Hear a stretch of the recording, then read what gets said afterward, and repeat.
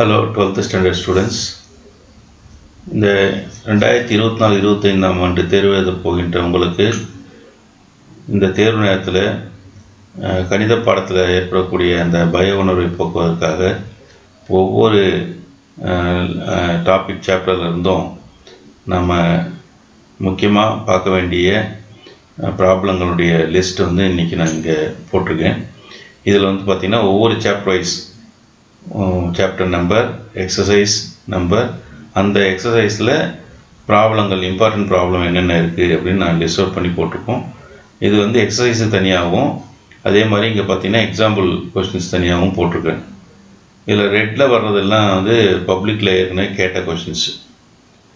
சரியா? இப்போ ஒவ்வொரு எக்ஸசைஸ்லையும் இப்போ கொஸ்டின் நம்பர் 3, 6, 9 இதெல்லாம் வந்து பப்ளிக்கில் கேட்டிருக்காங்க. அதே மாதிரி எக்ஸாம்பிளில் இங்கே ரெட்டில் இருக்கக்கூடிய இந்த நம்பர்ஸ் எல்லாம் வந்து பப்ளிக்கில் ஏற்கனவே கேட்ட ப்ரீவியஸ் இயர்ஸில் கேட்ட கொஷின்ஸ்.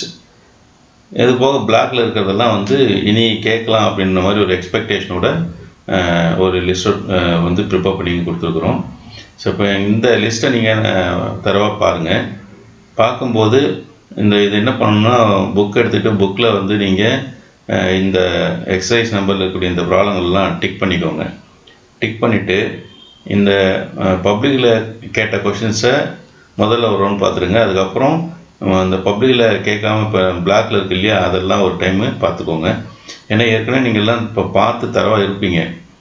இப்போ ஃபைனல் ரிவிஷன் டைமில் நம்ம திருப்பி பார்க்கும்போது இந்த ப்ராப்ளத்துக்கு கொஞ்சம் மோஸ்ட் இம்பார்ட்டண்ட் அப்படின்ற மாதிரி நினச்சிக்கிட்டு என்ன பண்ணணும், இது எல்லாத்தையும் நாம் ரிவைஸ் பண்ணணும். இதை வந்து ஒரு முறையோ 2 முறையோ போட்டு பாருங்கள். ஏன்னா போட்டு பார்க்காம சும்மா ஜஸ்ட் அப்படியே பார்த்துட்டு இருக்காதீங்க. போடும்போது நாங்கள் ஏற்கனவே சொல்ல விஷயங்கள் தான்.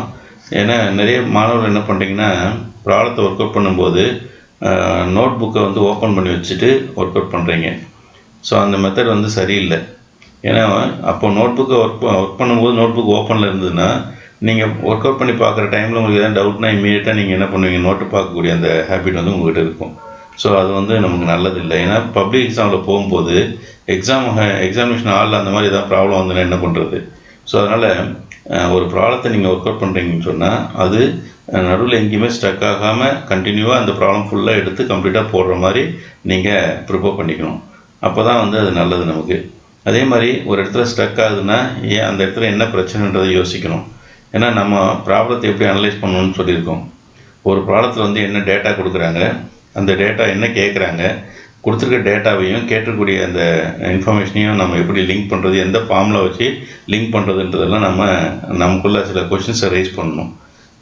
அந்த மாதிரி ரைஸ் பண்ணிவிட்டு நம்ம என்ன பண்ணணும், ப்ராப்ளங்களை ஒர்க் அவுட் பண்ணணும். சரியா? அதனால் அந்த மாதிரி ஒர்க் அவுட் பண்ணி பழகிக்கோங்க. ஒரு முறை 2 முறை போட்டு பாருங்கள்.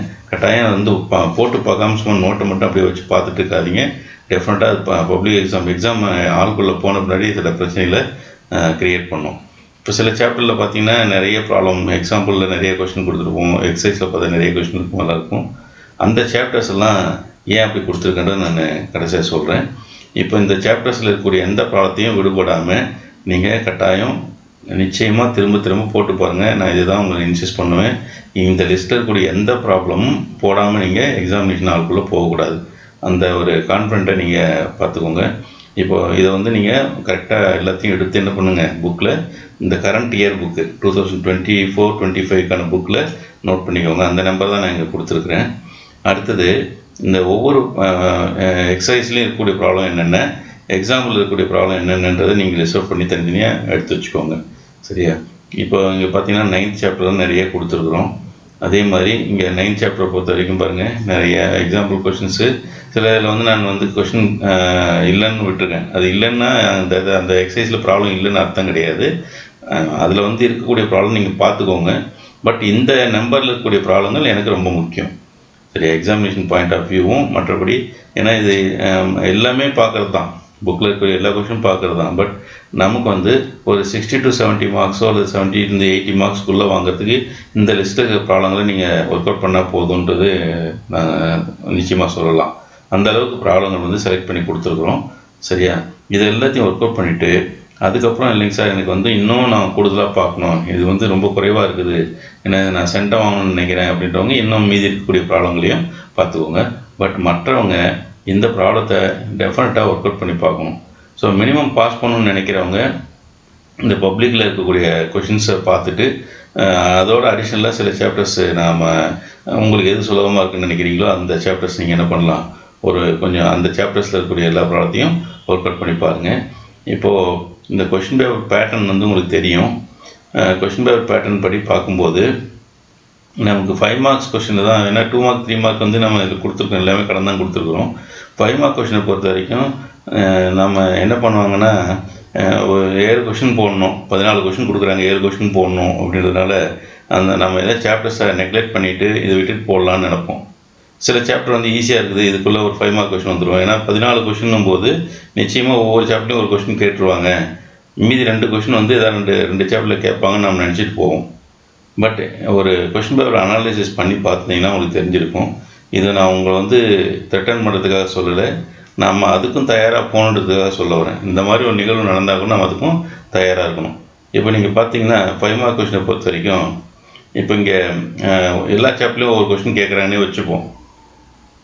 12 சாப்டர்லையும் 12 கொஷின் கேட்டுறாங்க. அப்போ ரிமைனிங் 2 கொஷின்ஸ் வந்து எந்த சாப்டர்லேருந்து வரும் அப்படின்னா பெரும்பாலும் அது வந்து எந்தெந்த சாப்டர் எடுப்பாங்கன்னு சொன்னால் 5th chapter 2 dimensional analytical geometry அந்த சாப்டரில் எடுக்கலாம். ஏன்னா அதில் நிறைய கண்டென்ட் இருக்குது, ப்ராப்ளமும் அதிகமாக இருக்குது.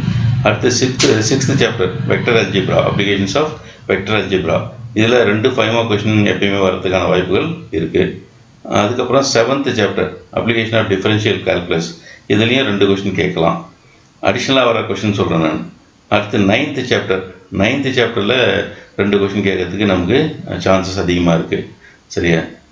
இப்போ இந்த சாப்டர்ஸ் வந்து நான் சொன்னதெல்லாம் நீங்கள் 2, அதாவது ஒரு கொஷின் ஏற்கனவே கேட்டுட்டு அடிஷ்னலாக இன்னொரு கொஷின் 2 கொஷின் கேட்கறதுக்கான வாய்ப்புகள் இருக்குது. ஏன்னா 2 கொஷின் தான் எக்ஸ்ட்ரா இருக்குது. நான் சொல்கிறது ஃபஸ்ட் சான்ஸ் என்ன பாருங்கள், ஒரு சாப்டருக்கு ஒரு கொஷின் கேட்குறாங்க. ஸோ ரிமைனிங் வந்து 2 கொஷின் இருக்குது. அந்த 2 கொஷின் வந்து இந்த நான் சொன்ன சாப்டரில் ஏதாவது 2 சாப்டர் தான் கேட்க முடியும்.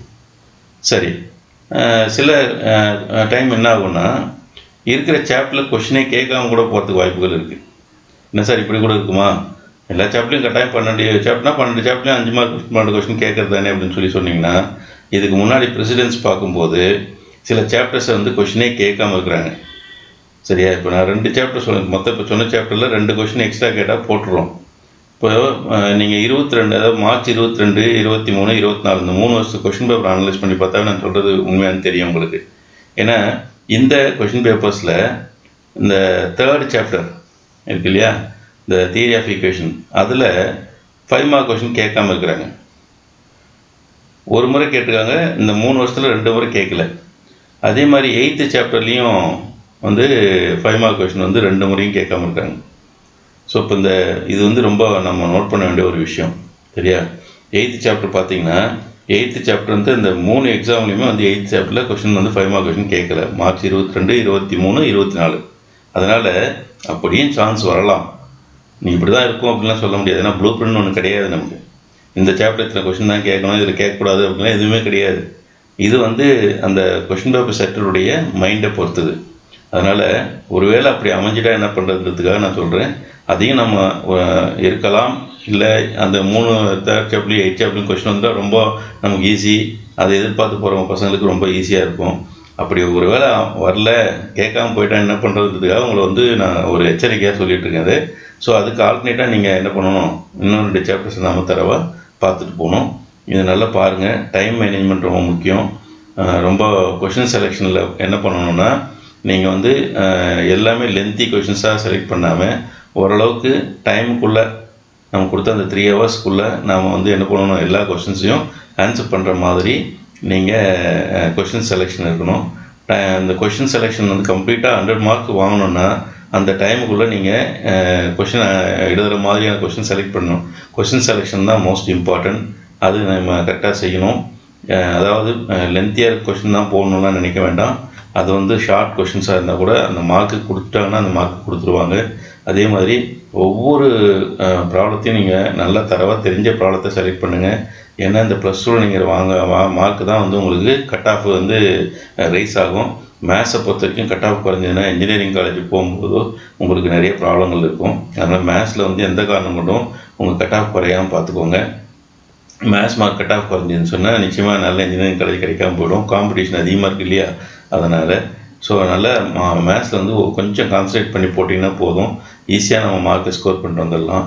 இப்போ ஏற்கனவே இருக்கக்கூடிய கொஷின்லாம் அனலைஸ் பண்ணி எந்தெந்த ஏரியாவில் கொஷின் கேட்டிருக்காங்கன்னு தான் நம்ம இங்கே வந்து உங்களுக்கு இந்த செலெக்ஷன் கொடுத்துருக்குறோம். அதனால் திரும்ப திரும்ப நான் உங்கள்கிட்ட சொல்கிறது என்னென்னா, இந்த லிஸ்ட்டில் இருக்கக்கூடிய எந்த ப்ராப்ளத்தையும் விட்டுறாதீங்க, எல்லா ப்ராப்ளத்தையும் ஒர்க் அவுட் பண்ணி பாருங்கள். இதுக்கு மேலேயும் மார்க் அதிகமாக வாங்கணும்னு நினைக்கிறோம். இந்த ப்ராப்ளம் மட்டும் போதும் நான் சொல்ல வரல, இதுக்கு மேலேயும் நம்ம என்ன பண்ணலாம், இன்னும் கூடுதலாக நீங்கள் பார்க்கணும். பார்த்துட்டு சென்டம் வாங்கணும் அப்படின்னு நினைக்கிறவங்களுக்கு நீங்கள் நிச்சயமாக இன்னும் கூடுதலாக ஒர்க் பண்ணுங்கள். நிறைய ஒர்க் பண்ணிங்கன்னா மட்டும்தான் நம்மளால் அதிகமான மார்க் வாங்க முடியும். நல்ல மார்க் தான் நல்ல காலேஜ் கிடைக்கும். நல்ல காலேஜ் இருந்ததுன்னு சொன்னால் உங்களுக்கு பிளேஸ்மெண்ட்லாம் நாளைக்கு ஈஸியாக கிடைக்கும். பிளேஸ்மெண்ட் நல்லபடியாக கிடைச்சதுனால தான் நம்மளுடைய லைஃப் நல்லாயிருக்கும். அதனால் உங்கள் லைஃப்பில் நீங்கள் செட்டில் ஆகணும்னு சொன்னால் நல்ல கான்சன்ட்ரேஷனோட இந்த மேத்ஸ் வந்து இருக்கக்கூடிய டைம் வேஸ்ட் பண்ணாமல் நல்லா பார்த்துட்டு உங்கள் எக்ஸாமை நல்லபடியாக எடுத்துங்க. உங்கள் ஒர்க் வந்து நீங்கள் பண்ணுற ஹார்ட் ஒர்க் எப்பயுமே உங்களுக்கு நம்ம ஹார்ட் ஒர்க் நெவர் ஃபெயில்ஸ்னு சொல்கிறோம். அதனால் நீங்கள் நல்லா ஒர்க் பண்ணி நிறைய மார்க்கோட நல்ல ஒரு லைஃப் அமையத்துக்கு என்னுடைய வாழ்த்துக்கள். தேங்க்யூ.